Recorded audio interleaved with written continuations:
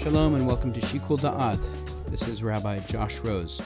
This week I'm excited to share with you a very beautiful teaching from one of my favorite Hasidic masters. But before I do that, I want to invite you to our Tikkun Leil Shavuot, our Shavuot evening learning program. It'll happen on Saturday night, June 8th at 8 p.m. This year, we're going to be joined by Congregation Pnai Or and their fantastic new rabbi and friend of mine, Rabbi Hannah Lehner.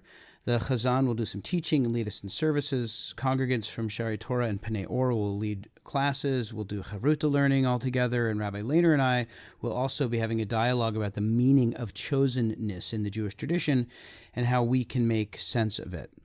There's going to be delicious food, great people, and deep learning. A pretty powerful combination. Again, it's next Saturday, June 8th at 8 p.m. at Shari Torah.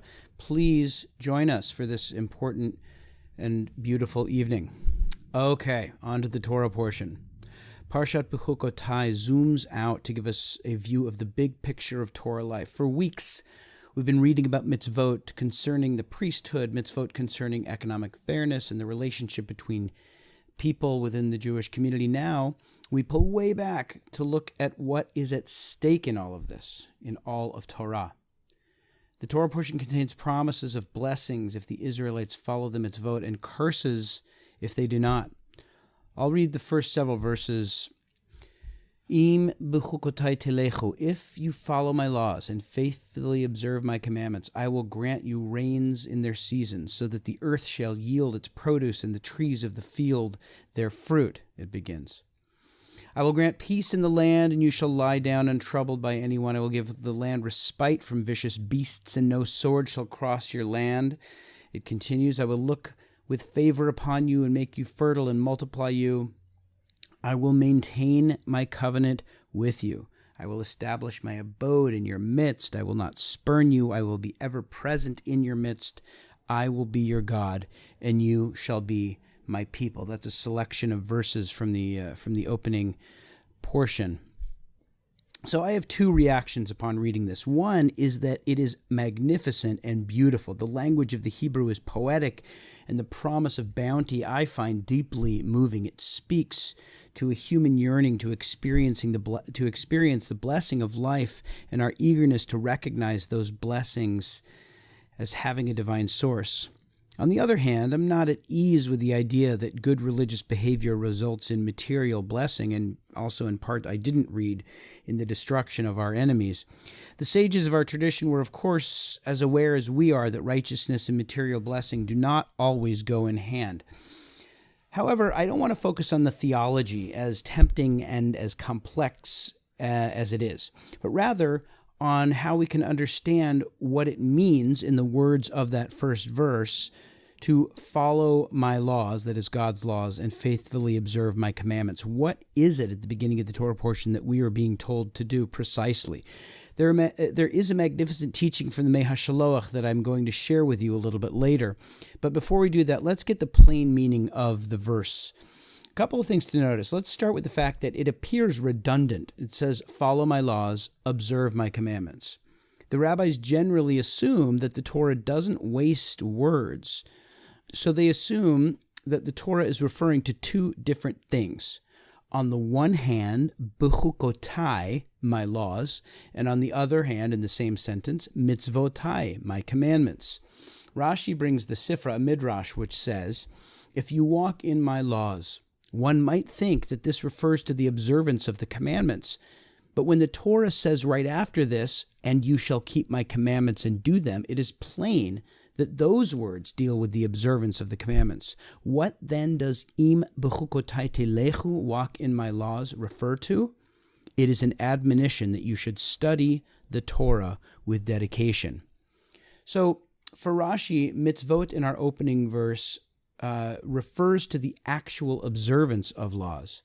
But Bechukotai telechu refers to studying the Torah itself. Now, this may not seem surprising to you. After all, you are a person who listens to podcasts about the Torah portion. But it is not obvious when you think about it that a religious tradition would emphasize learning, reflection, and understanding, so much so that it's introduced as a commandment that's kind of all-encompassing.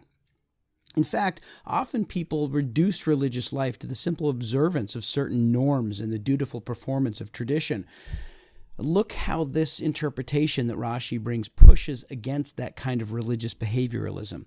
The inference is that if you just perform the mitzvot like it's some kind of to-do list, you are not actually fulfilling the Torah. You are not, in the words of the Torah portion, walking in God's laws. To be a person who takes Torah seriously, according to Rashi's interpretation, is to be a person who is engaged in reflecting and contemplating and growing in learning.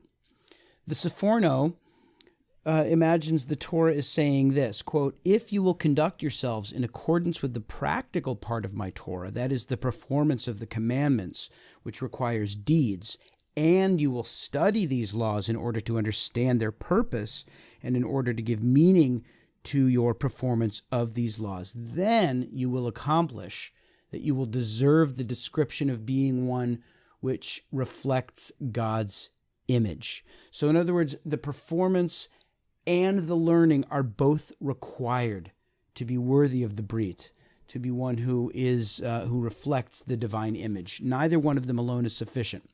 A later Hasidic interpretation takes this idea of learning in a new and stunning direction.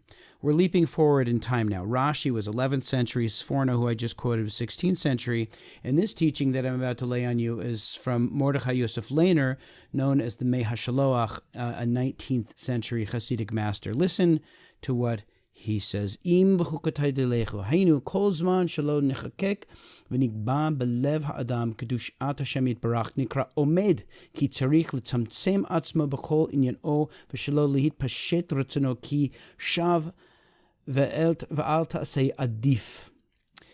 Which means, this part of this verse, if you walk in my laws, im bechukotai telechu, means that as long as the holiness of Hashem is not engraved and fixed within one's heart, one stands still. One must constrain oneself in all matters so that the ego does not spread out. One merely should remain there and do nothing. When one turns to words of Torah so that they become engraved upon the heart and fixed there, then one can spread out and go wherever one desires. For then Hashem is within the person.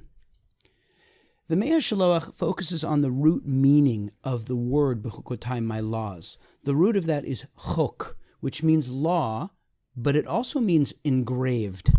And you can see how in the ancient world those two things would mean the same thing. He amplifies the interpretation of this verse as a reference to Torah learning by teaching that learning engraves the ideas upon the heart.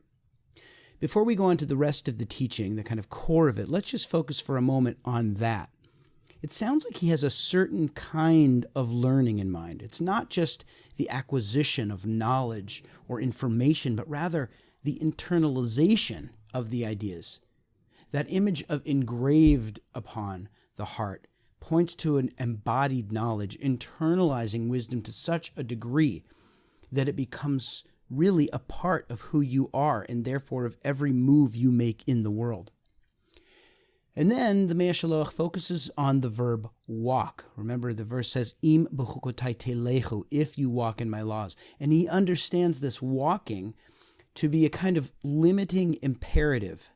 That is, he reads it as walk only with my laws. Only when my Torah is engraved upon your heart may you walk. Otherwise, he's saying your ego overflows and spreads into the world.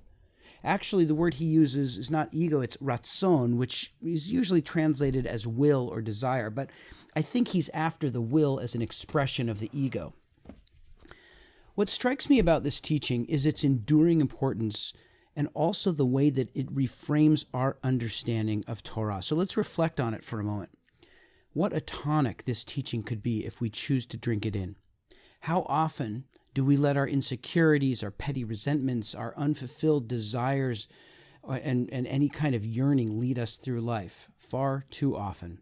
The online world and the real world too so often turn into a kind of virtual projection for our egos, as though we're watching an enormous world-sized movie screen with just a projection of disconnected egos and needs and yearnings of different people. For the Mei HaShiloach, Torah guides our action with wisdom and roots us in a higher reality. If we can reflect about our place in the world, if we can draw on wisdom, if we can think about what larger truth we are trying to serve, then we can limit the extent to which our egos are leading us around. That is a high level of Torah indeed. I also detect in the Mei HaShiloach a kind of compassion or patience. He seems to realize that we can't always be at that high level. So in those periods when we are really feeling caught up in ourselves, the solution is to take a breath. At those moments when, if you can have enough awareness to realize that maybe you're not in your most balanced place and you're feeling anxious or hungry for something you don't know what it is, or angry, that's not the time to move about into the world and to send that email and to put that post on Facebook or to have that conversation or make that decision. So I'm not 100% sure I have him right here, but I think you can fairly understand him to say that in those moments, you should restrain yourself. Hold back from making a lot of noise, from making that important decision, from throwing yourself out there just to satisfy your ego. In other words, don't do something, just stand there. And then slowly make your way to Torah, to learning, to self-reflection, to accessing the wisdom of the Jewish tradition, to meditation, to prayer, to all of the many ways that we reach beyond ourselves to access what is bigger than us. Only then should we walk again. Only then can we Bechukotai telechu, can we walk in the ways of God. Have a great Shabbos. Thank you so much for listening.